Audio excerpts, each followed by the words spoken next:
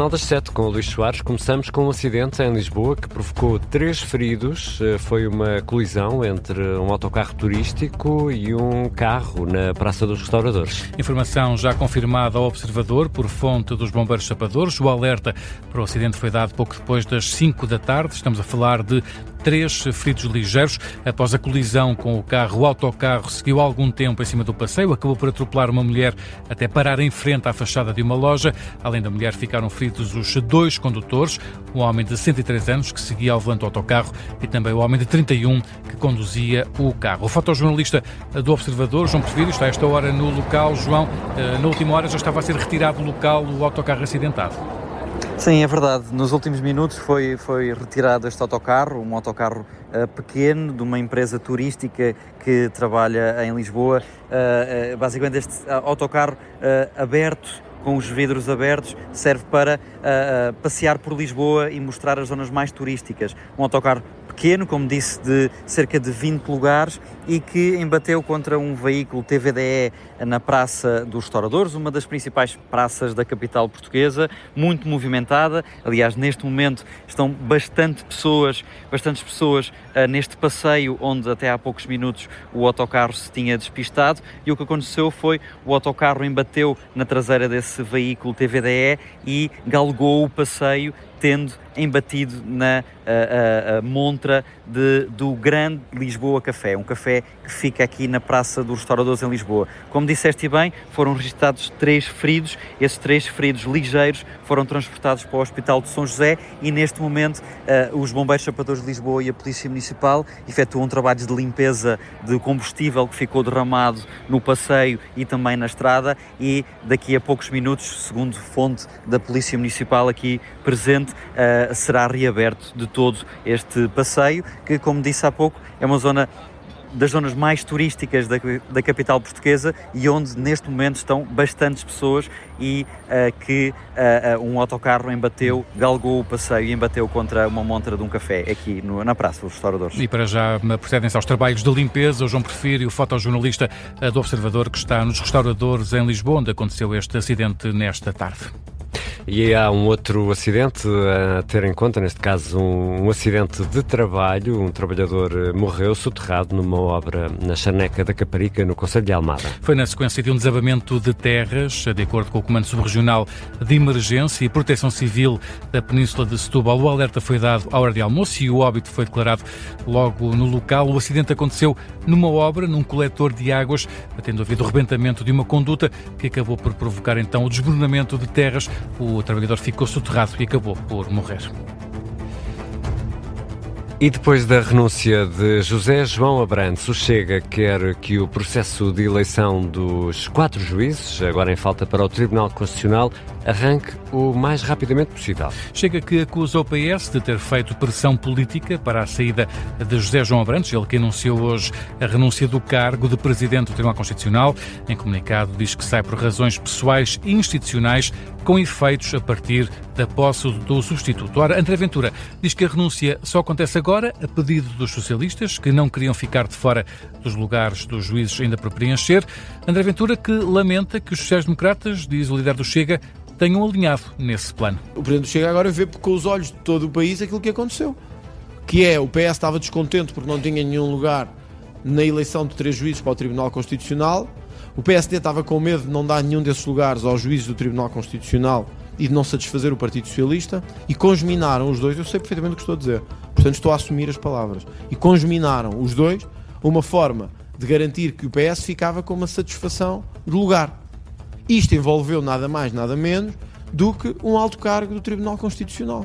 Ora, e depois deste alerta, o Presidente do Chega diz que quer dar início imediatamente ao processo de eleição dos 4 juízes que estão em falta para o Tribunal Constitucional. O PS diz que a renúncia de José João Abrantes nada muda nos acordos feitos no Parlamento. E de resto, o líder socialista não quis fazer muitas declarações sobre o assunto, mas José Luís Carneiro deixa essa ideia muito clara. Não terá quaisquer efeitos naquilo que é um diálogo interparlamentar que tem vindo a ocorrer e que deve ocorrer em sede parlamentar. José Luís Carneiro, que esteve de visita às escolas profissionais no distrito de Beja, insistiu também na reforma laboral, diz que o governo escolheu o caminho errado, tendo optado por desproteger trabalhadores, os mais jovens, as mulheres e também os mais vulneráveis. O Ministro da Defesa questiona a constitucionalidade de duas medidas que foram aprovadas pelo PS e pelo Chega. Quais são, Luís? No caso do Chega, um diploma aprovado que pretende criar uma reserva voluntária de militares. Do lado do PS, um diploma que reforça a competência da Assembleia da República em matéria de defesa. Nuno Melo, que tutela esta pasta, critica fortemente os dois partidos, acusa-os de terem feito um acordo e diz que se está a assistir a uma parlamentarização do governo no setor da defesa nacional. Há matérias que são de competência executiva e há matérias que são de competência parlamentar. Eu acho que o que aconteceu na Assembleia da República é da maior gravidade e não sei até se não está no limite da inconstitucionalidade. Não afirmo perentoriamente, é uma avaliação que terá que ser feita. Porquê?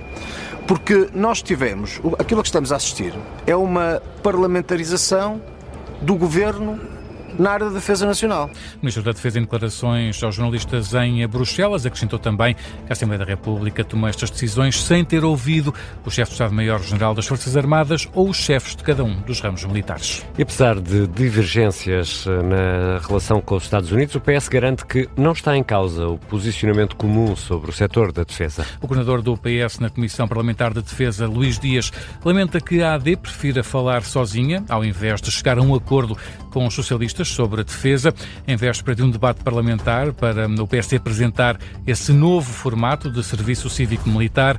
Os socialistas garantem total disponibilidade para uma solução conjunta sobre o futuro do setor. Não será pelo Partido Socialista que não haverá acordos na defesa. Aliás, o PS há um ano, está a fazer um ano, enviou, através do seu secretário-geral, José Luís Carneiro, uma carta ao Sr. Primeiro-Ministro em que se disponibilizava e apresentava um conjunto de propostas estruturais para que pudesse haver um entendimento de médio e longo prazo dessa garantia de estabilidade, ainda por cima quando temos um governo que não é maioritário. A verdade é que essa carta não teve resposta.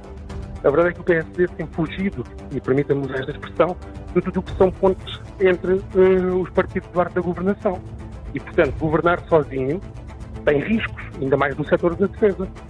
O deputado do PS, Luís Dias, entrevistado no sofá do Parlamento da Rádio Observador, o porta-voz do PS para a Defesa, afasta também a possibilidade de um partido desunido, apesar de elogiar Pedro Nuno Santos, que apoiou no passado. Luís Dias garante que o PS está unido para colocar José Luís Carneiro como Primeiro-Ministro. E há outras notícias a marcar a tarde desta terça-feira, 12 de maio. O presidente francês diz que a situação do antavírus está controlada no país, isto depois de ter sido reportado em França um caso num passageiro proveniente do cruzeiro Ondius. Emmanuel Macron deixou essa mensagem de tranquilidade, diz que o governo tomou as decisões corretas e que França adotou um protocolo extremamente rigoroso. O Real Madrid vai ter eleições antecipadas, decisão anunciada pelo presidente do clube espanhol em conferência de imprensa. Florentino Pérez também fez esse desafio para quem quiser concorrer às eleições para presidente contra ele, mas não falou sobre uma possível contratação, por exemplo, de José Mourinho. O julgamento de Renato Seabra é o foco do 6º e último episódio do Podcast Plus, Os Fecheiros do caso Carlos Castro, que está disponível para todos desde hoje. Ao longo das últimas 6 semanas, uma investigação do Observador revelou pormenores sobre um dos crimes mais mediáticos dos últimos anos, a forma como Renato Seabra assassinou Carlos Castro em Nova Iorque. E este último episódio centra-se nos bastidores do julgamento. A defesa alegou que Renato Seabra teve um surto psicótico. Ora, o Observador falou com um dos psicólogos ouvidos na altura. O psicólogo Jeffrey Singer vai ser um dos peritos ouvidos e vai explicar que não é raro que doenças como o transtorno bipolar sejam identificadas pela primeira vez na idade do arguido. To get bipolar disorder, 21 is a very common age. É muito comum que o primeiro episódio psicótico de uma pessoa com perturbação bipolar ocorra por volta dos 21 anos. Normalmente isso acontece entre os 16 e os 25 ou 26 anos. Para mim, era muito óbvio que ele estava a ter um episódio psicótico. It was very obvious to me that he was having a psychotic episode. Mas a acusação vai pôr em causa toda esta argumentação. Primeiro, questiona o diagnóstico, que foi assinado por um médico interno das urgências e não por um psiquiatra. Depois, acusa Renato Seabra de ter exagerado e fingido sintomas quando estava internado. Certo, deste último episódio de Os Fecheiros do caso Carlos Castro já é possível ouvi-los a todos no site do Observador. Luís Soares vai regressar daqui a pouco às 7h30.